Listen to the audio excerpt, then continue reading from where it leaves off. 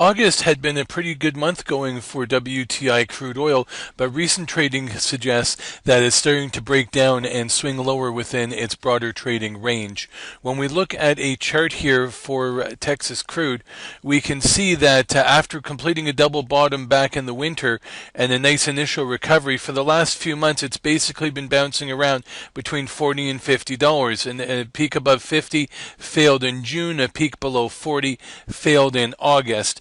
In the first half of August, we had a pretty good run for crude oil, but now things have been starting to weaken. We had an evening star candle formation here of a big rally, a little higher day, and then a big turn to the downside. Since then, we've seen it trending lower. A rebound attempt last week failed short of the tie end of this bearish candle here, which told us the rally was contained and confirmed things were turning lower. Since then, we've seen the bears start to get hold in a more serious way, and the price start to decline.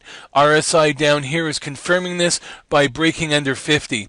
Yesterday we had a break under the 50-day moving average, and right now we're testing this round number in Fibonacci level right on $45. Should that break, first support in and around 44.10, next support in and around 43.25. What could push it lower? Well, part of the reason why we had oil pushing higher was that it was, particularly on these days here, was it was kind of one of the only games in town. It was one of the only markets that was really active and moving. But this week now we've seen more Fed speculation, we're seeing more data come out, we're heading into September. People are starting to take profits in oil and go out and use the money to play trade in other markets. Also, we're seeing some of the speculation related to a deal among suppliers start to subside. That had been a factor driving it up. And most importantly, the fundamentals are starting to shift again. A lot of this recovery was driven by declines in U.S. inventories and stockpiles.